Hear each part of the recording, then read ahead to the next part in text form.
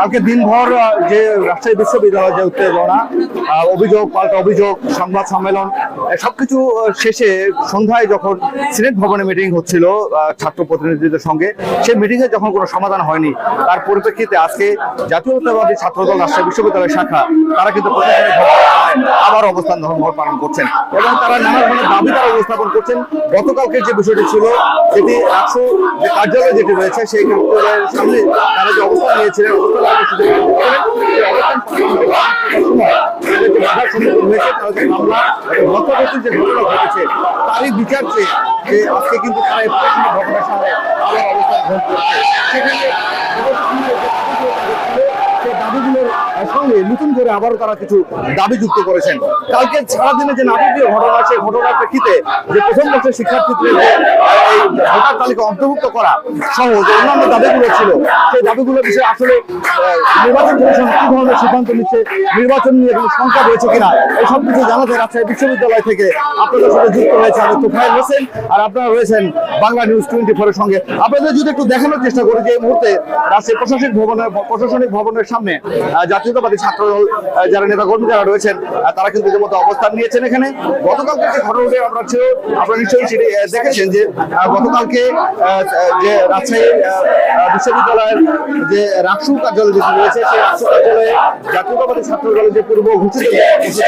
যে প্রথম বর্ষের শিক্ষার্থীদেরকে ভোটার তালিকায় অন্তর্ভুক্ত করবার যে দাবি, সেই দাবিতে তারা সেখানে অবস্থান করছিলেন এবং কার্যালয়ের যে মূল ফটক যেটি রয়েছে সেই মূল ফটকে তারা তালা লাগিয়ে সেখানে সামনে অবস্থান করছিল। পরবর্তীতে যে বৈষম্যবিরোধী ছাত্র আন্দোলনের অন্যতম যিনি নেতা ছিলেন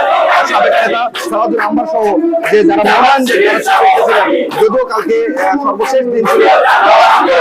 তারা যখন সেই মনোনয়ন উত্তোলন করবার জন্য ওই কার্যালয়ে কেটে যান, তখন কিন্তু উত্তেজনা ছড়িয়ে পড়ে এবং উত্তেজনা এক পর্যায়ে চলে যায় এবং বেশ কয়েকজনকে আমরা আহত হতে দেখেছি। তার পরিপ্রেক্ষিতে নির্বাচন কমিশন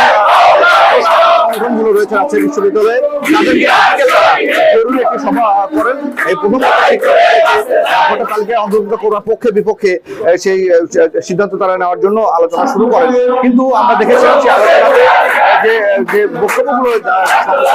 নেতৃত্ব ছিলেন সেই বক্তব্য প্রত্যাখ্যান করে জাতীয়তাবাদী ছাত্রদল সেই সভা পর্যন্ত বাইরে বেরিয়ে চলে আসে। কিন্তু শেষ পর্যন্ত আলোচনা চলতে থাকে। একটা পর্যায়ে প্রধান নির্বাচন কমিশনার বলেছিলেন যে প্রথম বর্ষের শিক্ষার্থীদের নিয়ে যে জটিলতা তৈরি হয়েছে সেই বিষয়ে তারা আজকের যে মতামত সেই মতামতের ভিত্তিতে এক্সট্রিম মশার কয়েল প্ল্যান্ট ফাইবার দিয়ে তৈরি, ডেঙ্গু চিকুনগুনিয়া বাহি সহ যে কোনো মশার বিরুদ্ধে দেয় এক্সট্রিম সুরক্ষা। 25 তারিখে নির্বাচন, সেই নির্বাচন যত সময় অনুষ্ঠিত হবে বলে তিনি কিন্তু কালকে বলেছেন। কিন্তু আজকের যে এই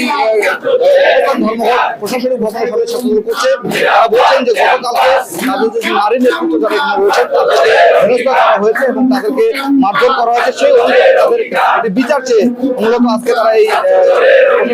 ভবনের সামনে তারা অবস্থান করছে এবং তারা পাশাপাশি নির্বাচন কমিশনের পদত্যাগ দাবি করছেন এবং পূর্বের যে দাবি তাদের ছিল প্রথম বর্ষের শিক্ষার্থীদেরকে ভোটার তালিকায় অন্তর্ভুক্ত করা, সেই দাবি ছিল কথা বলতে চাই আজকে মূলত কি দাবি দাঁড়িয়েছে। আমরা প্রথম বর্ষের শিক্ষার্থীদের ভোটাধিকার নিশ্চিত করার দাবিতে আজকের আমাদের এই অনুষ্ঠান। আপনারা জানেন ইতিমধ্যে এই কমিশন তাদের নীল নকশা বাস্তবায়নের লক্ষ্যে সকল বড় বড় ক্রিয়াশীল ছাত্র সংগঠন বাদ দিয়ে তারা গতকাল সিনেট ভবনে তাদের এই দামি নির্বাচন শেখ হাসিনা পন্থায় নির্বাচন করার যে বহু নির্বাচনের পরিকল্পনা করতে নীল নকশা করছে, এটা ছাত্রদল প্রতিহত করবে এবং প্রথম বর্ষের শিক্ষার্থীদের ভোটাধিকার আদায় করে থাকবে ইনশাআল্লাহ। শুনছিলেন যে বলছিলেন যে তারা যেটা অভিযোগ করছেন যে এই প্রহসনের নির্বাচন আয়োজন করা হচ্ছে এবং সেই প্রহসনের নির্বাচন তারা প্রতিহত করতে চায় এবং তারা মনে করছেন যে এই নির্বাচন কমিশন একটা পক্ষপাতিত্ব করছে এবং তাদের যে দাবি দেওয়া যেটি রয়েছে সেই দাবি দেওয়া তারা কোনো সেই দাবি দেওয়ার প্রতি কোনো গুরুত্ব তারা দিচ্ছে না, যার ফলে তারা মনে করছেন যে এই নির্বাচন কমিশন তাদের পক্ষপাতিত্ব করছে এবং এটি অবাধ ও সুষ্ঠু নির্বাচন করবার ক্ষেত্রে এটি একটি বড় বাধা হয়ে দাঁড়াচ্ছে বলে তারা মনে করছেন। গতকালকের ঘটনা এবং আজকের যে অবস্থান কর্মসূচি এই সবকিছু মিলিয়ে যদিও একটি উত্তেজনাকর পরিস্থিতি তৈরি হয়েছে, তারপরেও যে সংখ্যার জায়গাটি যেটি রয়েছে তারা মনে করছেন যে এভাবে নির্বাচন কমিশনের যে কোনো একটি দলের যে পক্ষপাতিত্ব করছেন, তারা যে অভিযোগটি করছেন সেই অভিযোগের পাশাপাশি তাদের যে দাবিগুলো রয়েছে, বিশেষ করে প্রথম বর্ষের শিক্ষার্থীদের তারা এই ভোটার তালিকা অন্তর্ভুক্ত করবার জন্য। তবে কিছুক্ষণ আগে প্রধান নির্বাচন কমিশনারের সঙ্গে আমার কথা হয়েছে, তিনি যেমনটি বলছিলেন যে এই বিষয়টি যে দাবিটি তারা তোলা হচ্ছে সেই বিষয়টি নিয়ে আজকে প্রশাসনের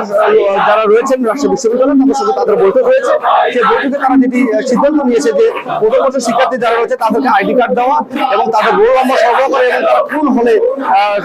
সিট বরাদ্দ পাবে সেটি যদি তারা সময় মতো নিশ্চিত করতে পারেন তাহলে হয়তো নির্বাচন কমিশন তাদেরকে ভোটার তালিকা অন্তর্ভুক্ত করার ক্ষেত্রে একটা সিদ্ধান্ত তারা নিতে পারবে। তবে 25 তারিখে যে নির্বাচন সেই নির্বাচন অনুষ্ঠিত হবে বলে তিনি আবারও কিন্তু উল্লেখ করেছেন। সবকিছু মিলে যে পরিস্থিতি এখনো বিরাট করছে রাজশাহী বিশ্ববিদ্যালয়ে, গতকালকে নির্বাচন কমিশন থেকে যেটা বলা হচ্ছিল যে মনোনয়ন পত্রের শেষ দিন ছিল, তবে আজকে যেটা আলোচনায় আমরা জানতে পেরেছি যে আরো 2 দিন কিন্তু সময় বৃদ্ধি করা হয়েছে। আজ এবং আগামীকাল, যেহেতু গতকালকে অনেকেই ব্যাংকে টাকা জমা দিতে পারে নাই, সেই জন্য আজকে এবং আগামীকাল 2 দিন মনোনয়ন পত্র সংগ্রহ এবং যে নির্দিষ্ট 4 তারিখে যে মনোনয়ন পত্র জমা সেটিকে তারা ঠিক রেখেছেন। সবকিছু ঠিক থাকলে আগামী 25 তারিখে 25,000 ভোটার তাদের ভোটাধিকার প্রয়োগ করবে এই দীর্ঘদিন পর অনুষ্ঠিত হতে যাওয়া রাজশাহী বিশ্ববিদ্যালয়ের ছাত্র সংসদ নির্বাচনে।